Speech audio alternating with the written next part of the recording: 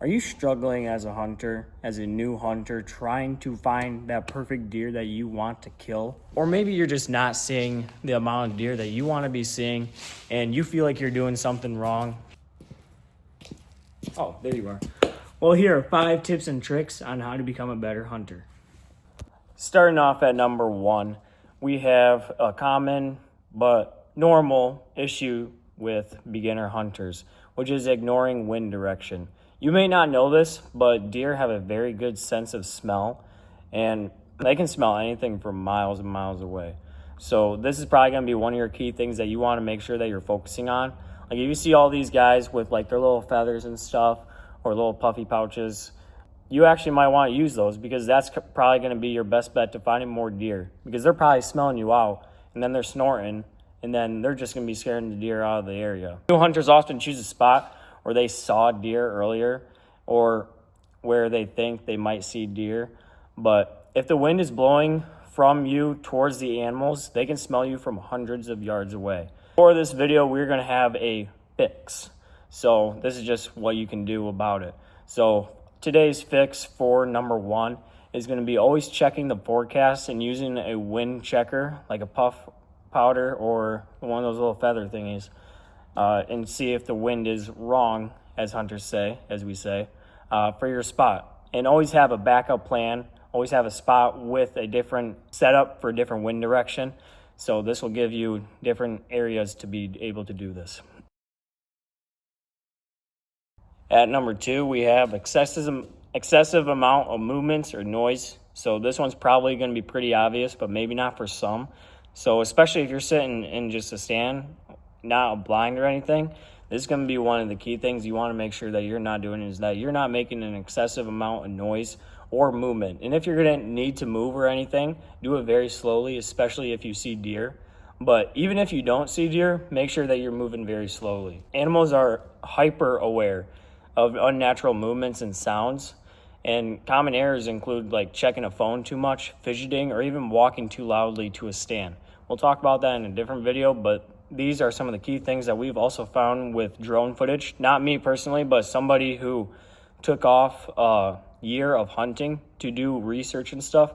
I'll post him in the comments down below. But I would highly recommend going and watching this video because it's very interesting on how wrong some of our even professional hunters are. So our fix for this is practice still hunting, walking extremely slow with frequent 10 to 20 second pauses. And when you're sitting, keep your head on a swivel, as they say, but your eyes move more than your entire head. So instead of like when you hear something, instead of like going like this or like that or something, or even like this, be just using your eyes to look. And if you have to tilt your head, do it very slowly and just grab like a tiny glimpse of it, but make sure you can see it clearly, if that makes sense. So this is probably going to be one of your key things that I have even learned, that I have actually spooked really good deer doing this. And probably your best bet to practice this is going squirrel hunting and just practicing that slow movement, because squirrels, they're very hyper aware, but not as much as deer. In my opinion, they're not as sought after in the hunting world as deer are. So this is probably going to be something you can easily use to try and gain that knowledge. And for number 3, we have poor scent management. So I am actually somebody who takes this very seriously. I take care of my scent almost way too much. I will hunt in the morning and then I'll wash all my clothes during the day before I go back out at night, because I feel like I made too much scent. But this is definitely something that a lot of new hunters and not very experienced hunters often miss. But this is probably, again, another very good key point to this. So human odors from gas stations, breakfast cafes, or even household detergents stick to gear and alert wildlife with that scent that we were talking about earlier with your wind. So you want to make sure that you're not going to the gas station right before you go hunt with all your hunting gear on and not spraying yourself down. So I recommend, like, if you are going to go to the gas station before, do that first. And then when you arrive at the spot, put on all your stuff and then do scent control. Actually, put scent control on the stuff you wore to the gas station that you're going to keep on your person first and then do that. So this is definitely one of the things that you want to be very cautious about, because they will smell you and they will spook and you will not see much deer. Your fix for this is wash clothes and scent-free detergents. You can get this at Cabela's, Bass Pro, wherever. They sell them for pretty cheap. I think it's like $10 for a pack of dryer sheets. And then shampoo is everything's under $10, but yeah, it's really easy, really simple, really cheap, and it's definitely something I recommend. And you want to store them in airtight bins. So don't just store them in your garage or in your closet or something. Store them in a bin that's pretty securely tight. You don't want like the lid off or something. You want the lid on, clamp it down. It doesn't have to be too airtight. You don't need to get too legalistic or technical about it, but this will help you. And also, don't put your hunting boots on until you're actually on the trailhead. So don't wear them from your house to your truck and then over to the spot, because that's probably going to attract a lot more scent than what you think they will. But yeah, this is definitely something that you should not be overlooked. And for our number 4, we have overcalling. So this might actually surprise even some intermediate hunters, but overcalling is a huge issue with deer hunting, because you want to mimic what they sound like, but also how much they do it. They don't do it that much. They're not calling every 5 minutes. If you're calling, especially like a doe bleat, that's like a hot doe bleat or something, you want to be doing that max like maybe every half hour or so, because they, even though it's not a big volume sound, they can still hear it for a good 400 yards at least or so. Depends on where you're at. But this is definitely something not to overlook and not to be overcalling, because this will actually spook deer. If you're calling too much, it'll put them on high alert, and then it's going to be easier for them to see you. And many beginners, especially for even duck, just use it too much as well. But deer calls, and they use it too aggressively, especially at the wrong time, which often scares animals away rather than attracting them, like I said.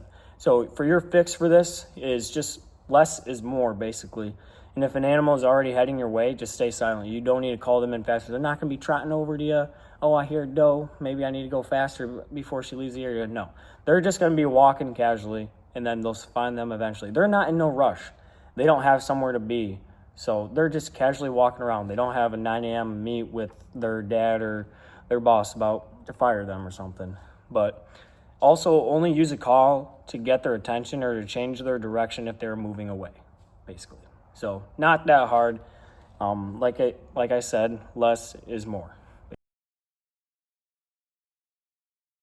And finally, for number 5, we have lack of field practice. New hunters don't get that real world practice or that real world angles. So when you're shooting from a bench or something, like, yeah, it'll mimic a blind, but you got to remember, you're going to have buck fever or something. So it's going to be a lot harder to shoot. And so when you're like doing a spot and stalk, we'll talk about that more. If you guys need that, just comment down below about that. But you also, for this, like, you want to be practicing like laying on the ground, overhead. No, don't do overhead. That's bad. That's not a good idea.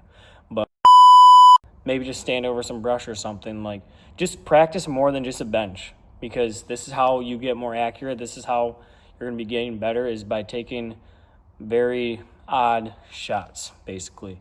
And then your fix for this is, like I said, practice shooting in the same gear you'll be wearing during the hunt. This is very important, because you're going to have a lot more insulated coats. You're going to have a lot more coats and just layers instead of just a t-shirt at the range. Like, especially here in the Midwest, it gets cold pretty quickly in November, and that's when a lot of guys start gun hunting. No, that is gun hunting season. So this is going to be something that you want to be practicing with and make sure that you're focused on. And then, like, heavy jackets can restrict your movement or interfere with your rifle's buttstock. All right, guys, I appreciate you guys watching to the end. That means a lot to me. It really does. Please subscribe if you guys found this video useful, or you want some other content about hunting. That'll be coming out shortly as well. And go check out that guy that I mentioned, Whitetail Research. He has some very good videos on just how to track deer and just some things that we as hunters have not known about deer and what we've thought wrong. So that video impressed me a lot.